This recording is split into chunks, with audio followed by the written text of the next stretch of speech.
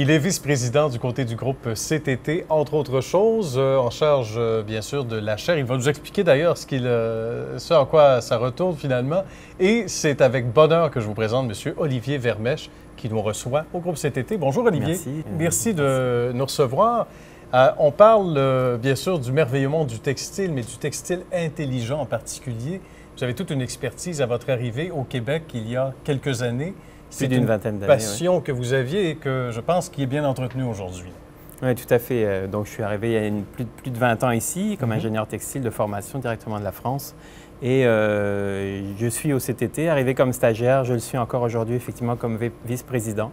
Récemment nommé titulaire de la première chaire industrielle en textile technique innovant au Canada. C'est vraiment une nouveauté. Alors, effectivement, c'est la passion qui continue de se développer pour ces matériaux qui sont des matériaux du futur. Et vous le disiez, on est impliqué avec ma collègue Alja Begrich, qui est chef de groupe dans le secteur des textiles intelligents. On a développé aussi, depuis plusieurs années, on travaille au développement de textiles techniques pour l'aéronautique. Donc, les gens, je pense, savent bien ce qu'il en est d'un avion. On souhaite qu'il consomme le moins possible de carburant, parce qu'aujourd'hui, c'est important. C'est important. Et donc, il faut réduire le poids. En même temps, réduire le poids, donc les solutions composites sont une avenue très intéressante, mais il s'agit aussi de réduire les coûts de fabrication, parce que la mise en forme de composite, c'est des procédés qui sont très chers.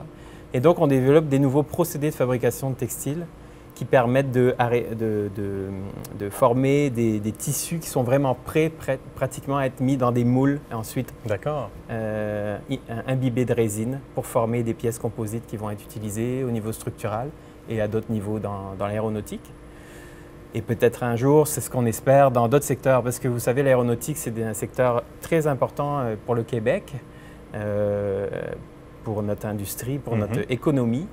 Mais c'est aussi dans ces secteurs-là qu'on développe des innovations, mais on travaille avec le secteur militaire, avec d'autres secteurs des transports dans lesquels on souhaiterait voir aussi implanter ces technologies-là, dans les autobus, les camions et voir l'automobile. Bien. Donc c'est très intéressant. Le génie civil au sens large également, je pense qu'il y a de Dans les structures, effectivement, de belles collaborations. On peut renforcer le béton ou combiner avec des matériaux traditionnels.